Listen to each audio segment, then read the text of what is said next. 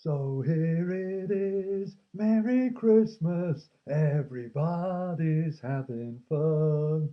Hi everyone, welcome back. And it's video 13 today, and I've been joined by a good old friend of ours. Say hello to Santa. Hello, Santa. Hello, everyone. Ho, ho, ho, ho, ho. I hope you have a very happy Christmas. Ho, ho. Now, what's this all about? Well, ladies and gentlemen, Christmas Day 1979. Some people did not have a very Merry Christmas. And what we're going to have a look at today in this video is what happened in 1979, which had such a dramatic effect on the Cold War. Now, if you remember back to video 12, we were looking at something called détente, an easing of relations between the two superpowers. And we saw 1972, SALT I. They start the process of better relations. 1975, we saw the Helsinki Agreement. Again, agreement between the two superpowers. And 1979, we saw the end of 5 years of talks where they just got together and they were going to sign SALT II, the new treaty to limit the nuclear weapons. Ladies and gentlemen, what went wrong? Hopefully this video will give you some ideas. Now we need to move to a country called Afghanistan. Afghanistan. Now in 1978 there was a civil war in Afghanistan between the different groups, and the Communist Party took over. They seized power, led by a man called Taraki. Now he sets up a very tough regime. Anyone who disagrees is tortured or some cases murdered. September 1979, Taraki himself is overthrown by his deputy, a man called Amin, A-M-I-N, and he takes control. He's still communist, and he's still very tough against his opponents, particularly the Muslims in Afghanistan. What are the Muslims going to do? Well, they organize. They begin to fight back. They set up a group called the Mujahideen. That's almost like their army. And they decide to fight jihad, a holy war against the people who are attacking them. This is 1979.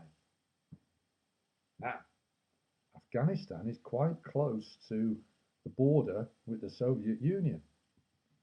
So our old friend Leonid Brezhnev, the leader of the Soviet Union, 1979, he has a decision to make.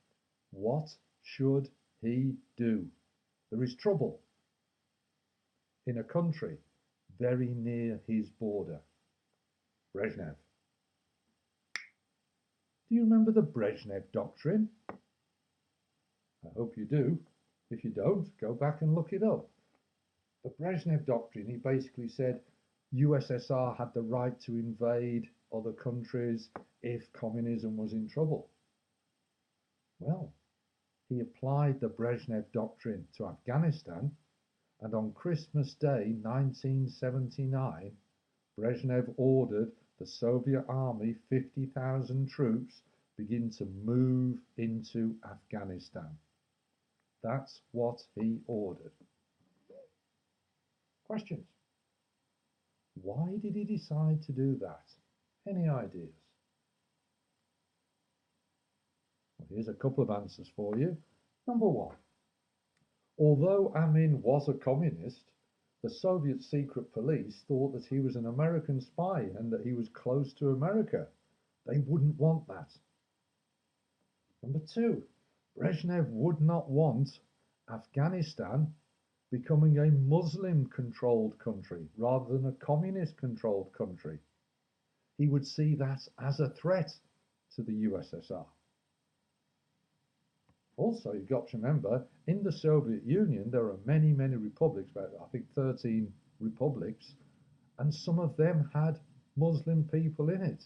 30 million Muslims lived in the Soviet Union. Brezhnev did not want them to think, aha, Look at Afghanistan. They've moved away and got rid of the communists. We'll do the same. He wouldn't want that because he would see Soviet Union losing power, losing status. So he didn't want that. And the final reason, he believed that America would just allow it, tolerate it. He remembered back to 1968 and the Prague Spring, when the Soviets moved into Czechoslovakia and America did nothing.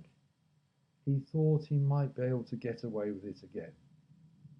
So 1979, Christmas Day, the Soviets invaded Afghanistan.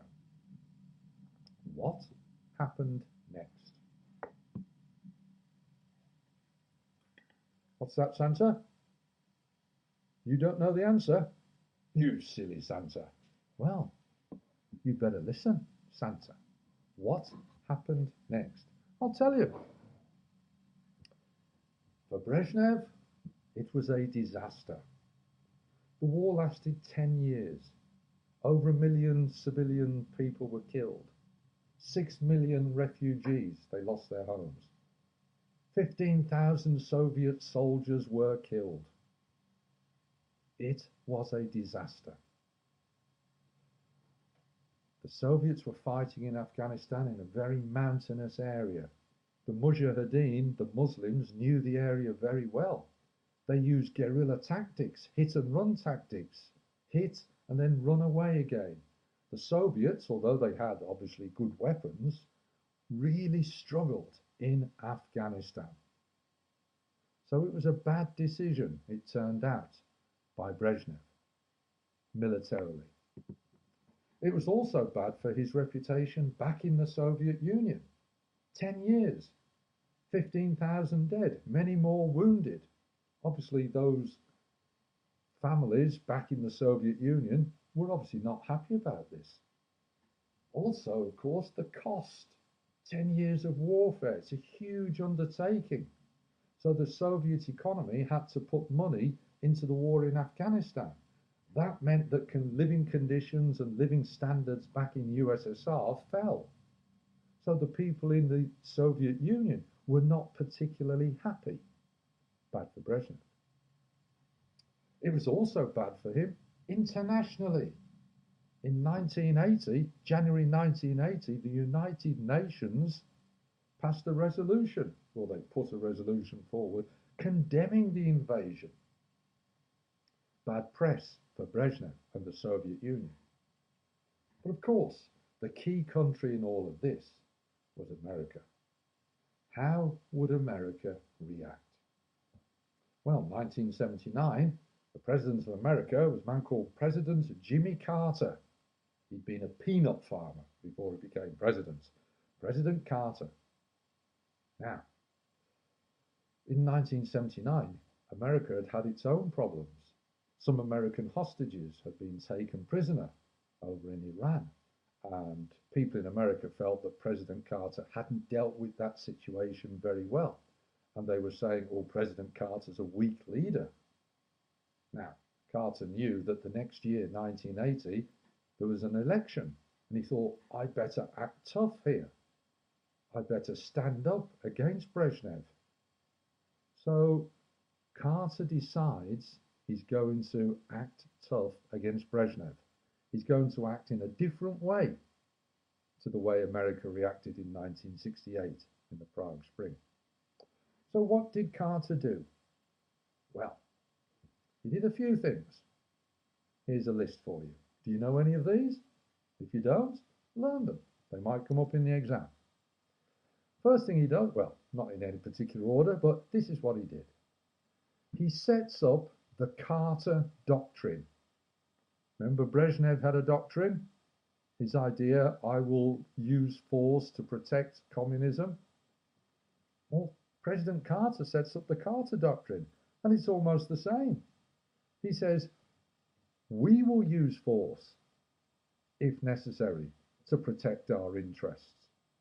If we feel our American interests are being threatened, we will use force. We will use military intervention.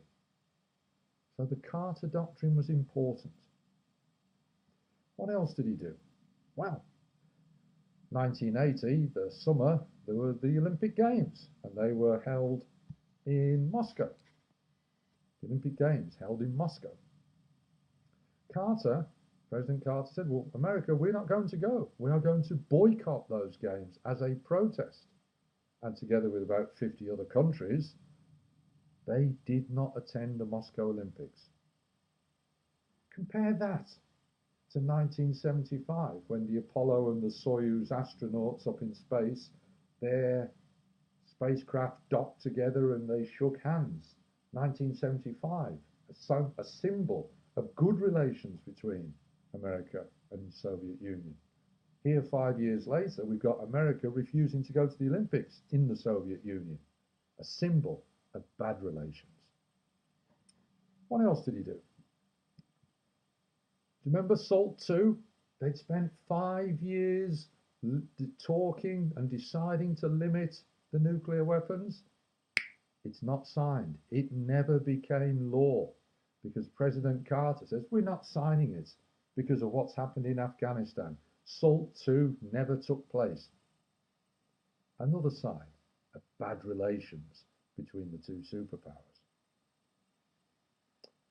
He also said, right, if we're going to have the Carter Doctrine and America's going to intervene, I'm going to set up a rapid deployment force. I'm going to get my group of top soldiers, well-trained, who can go anywhere in the world very, very quickly to do the Carter Doctrine. Relations getting worse between the two superpowers. He also said, right, economically, sanctions. We are going to stop trading with USSR. We're not going to sell them our grain. We're not going to sell them our high-tech equipment like computers. No, they don't deserve that because they've invaded Afghanistan. Relations between the two getting worse. Our old friend money. Remember, the invasion of Afghanistan was costing USSR a lot of money. Well, Carter says, well, we're richer than they are. I'm going to increase spending on American defense and weapons by 5%.